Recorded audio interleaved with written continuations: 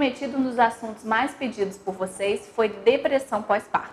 Por isso a gente veio aqui no consultório da doutora Manuela Azevedo, ela que é ginecologista e obstetra, para ajudar a gente a entender um pouco mais sobre o que acontece com a mulher logo depois que ela tem o filho, e acontece todas essas intercorrências que as mulheres ficam assim, completamente sem amor pelos filhos, né, mamãe? Isso aí, exatamente. Tudo bom, Nayara? Tudo bom. Obrigada pelo convite mais uma vez. Sempre um prazer falar para você e para todo mundo que te assiste. Bom, né? E esse assunto realmente é importante, né? A gente não consegue entender como que umas mulheres vivem o melhor momento da sua vida e outras podem viver o pior momento da sua vida, né? Com essa questão da gestação, do parto e depois os cuidados com o bebê.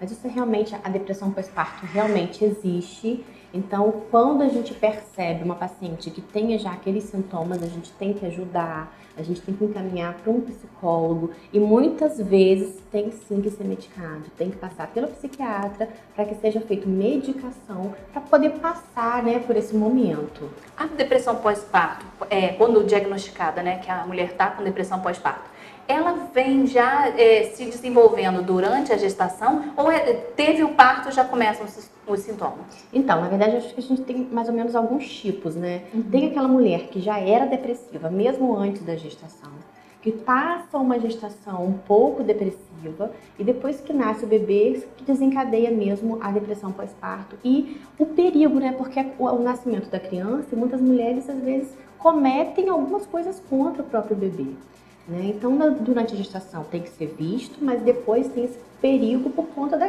criança. Muitas mulheres não podem ficar sozinhas com a criança, porque tem aquele medo do que pode ser feito. A gente sabe de muitos relatos de mulheres que provocam acidentes de carro.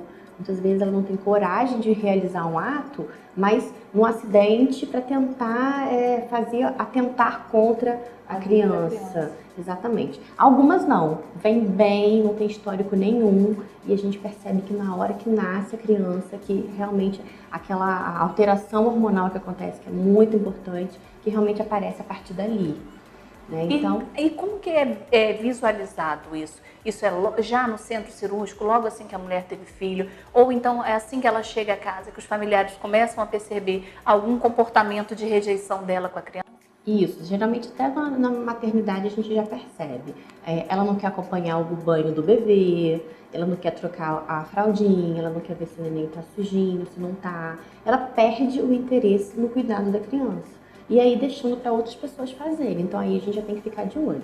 Na verdade é muito comum, a gente chama até de baby blue, todas as mulheres em geral passam por uma certa depressãozinha pós-parto.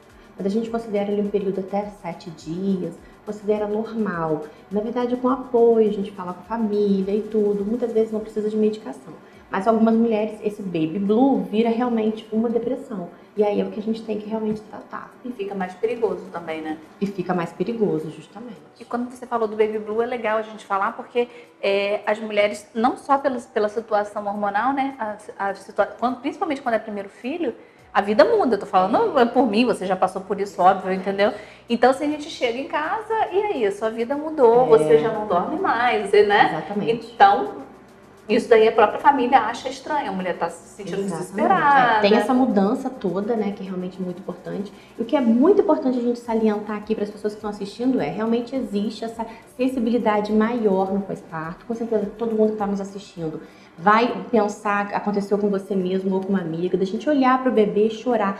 Chora, sem ter nada. Chora. O neném tá bem, a gente chora. Muitas vezes é porque a gente sente pena do bebê. A gente acha que é um ser que você não vai conseguir cuidar. Isso, gente, é normal, é um período. Isso dura aí mais ou menos 7, 10 dias e a mulher se recupera. Algumas podem levar até um pouquinho mais, 20 dias, a gente já percebe, tá? Isso é normal. Então é importante a gente saber que o que é normal e o que não é.